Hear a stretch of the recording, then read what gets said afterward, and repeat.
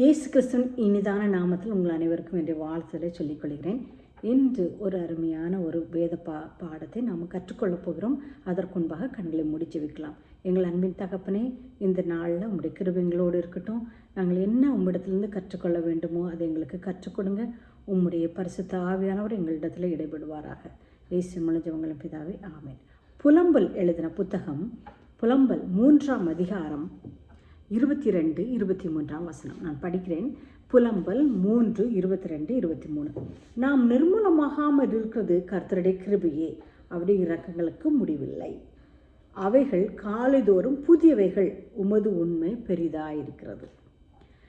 வசனம் 22. நாம் நிர்மூலமாகாமல் இருப்பது கர்த்தருடைய கிருபையே, அவருடைய இரக்கங்களுக்கு முடிவில்லை. அது ஒரு நாளும் முடிந்து போகாத அவருடைய இரக்கங்கள் நமக்கு கிடைக்கிறது. 2வது வசனம் 23. அவைகள் காலைதோறும் புதியவைகள், உமது உண்மை பெரிதாயிருக்கிறது.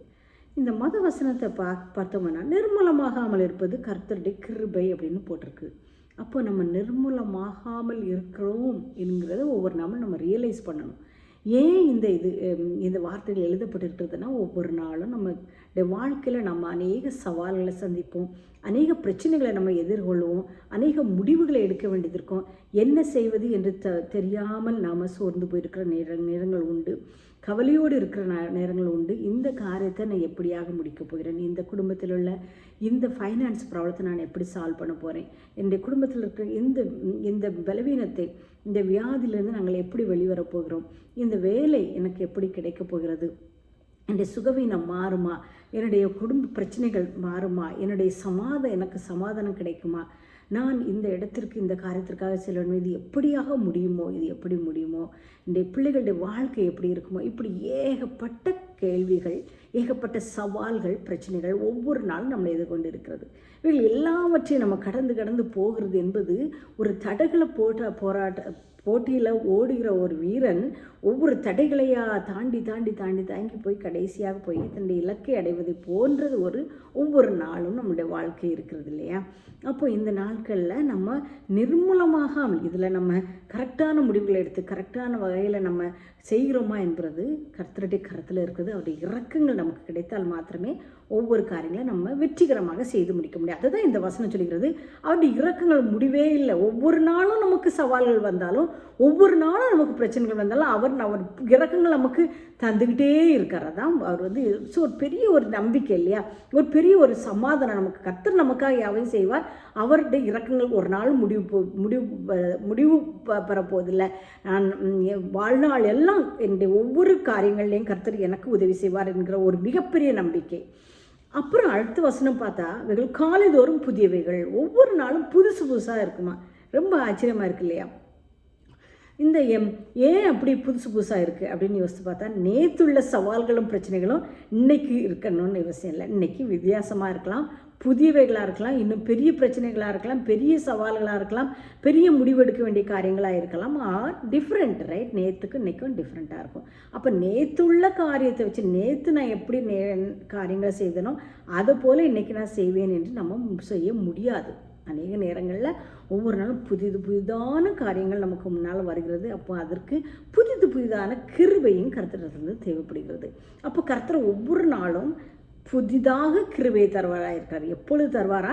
காலைதோறும். அப்போ காலையில் நம்ம பண்ண வேண்டியது, அதிகாலையில் அவரை தேடி, கடவுளை இன்றைக்குள்ள சவால்களை சந்திக்கிறதற்கு எனக்கு உங்களுடைய புதிய கிருபை தர. இது ஒரு பெரிய ஒரு அவசியமான ஜபமாக இருக்கிறது.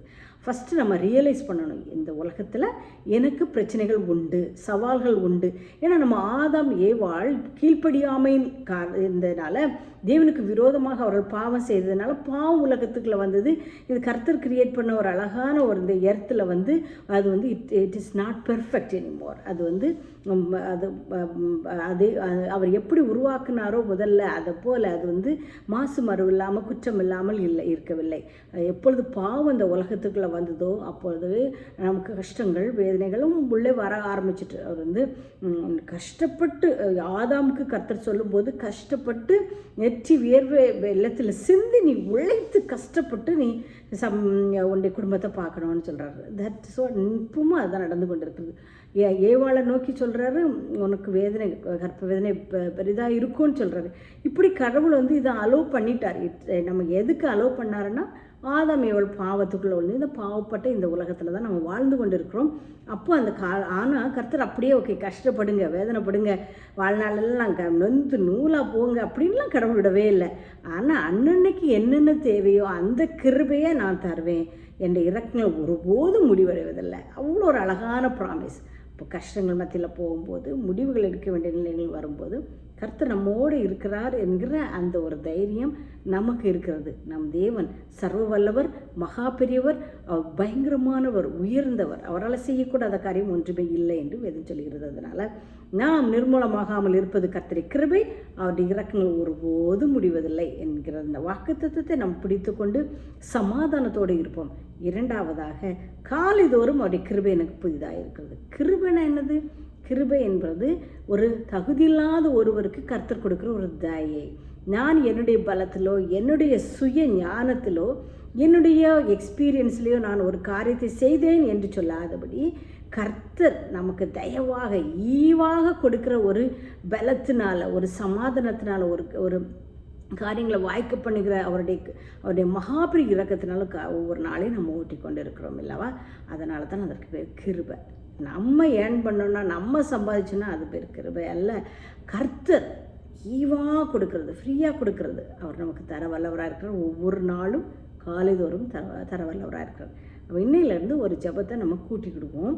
கர்த்தாவே, நான் நிர்மூலமாகாமல் இருக்கிறேன், அதற்கு என்னுடைய இரக்கங்கள் பெரிதாக இருக்கிற அப்படியால் ஸ்தோத்திரம். இன்னைக்கு என்னுடைய வாழ்க்கைக்கு தேவையான கிருபையை, புது கிருபையை நீர் எனக்கு கொடுங்க தகப்பனே அப்படின்னு நம்ம ஒவ்வொரு நாளும் ஜெபிப்போம்.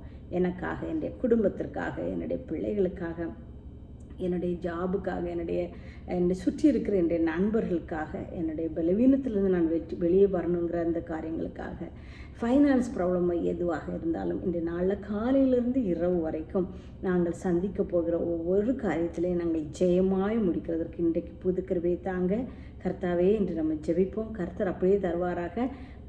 ஒவ்வொரு நாளும் ஒரு வெற்றிகரமான நாளாக கர்த்தர் உங்களுக்கு வாய்க்க பண்ணுவாராக. ஜெபித்து முடிக்கலாம். எங்கள் அன்பின் தகப்பனே, புது கிருபையை ஒவ்வொரு நாளும் நீர் எங்களுக்கு தருகிறீர். நாங்கள் துதிக்கிறோம், உண்மை மகிமைப்படுத்துகிறோம். நீர் பெரியவர், சர்வ வல்லவர். நீர் எங்களுக்காக யாவையும் செய்கிறீர். அப்பா, உடைய இறக்கம் ஒருபோதும் முடிவடைவதில்லை. கேட்டுக்கொண்டிருக்கிற உடைய பிள்ளைகள் ஒவ்வொருவரையும் புது புது கிருபைகளை கொடுத்து கர்த்தாவே அவர்களை உயர்த்துங்க, ஆசீர்வதிங்க, பலப்படுத்துங்க, அவங்களை தைரியப்படுத்துங்க, சமாதானத்தை கொடுங்க. எல்லா காரியத்தையும் அவர்களுக்கு வாய்க்க பண்ணுங்க. உங்களுடைய வழிகளில் அவங்களை நடத்துங்க. இயேசு முழிஞ்சவங்களும் பிதாவே, ஆமென். கர்த்தர் உங்களை ஆசீர்வதிப்பாராக.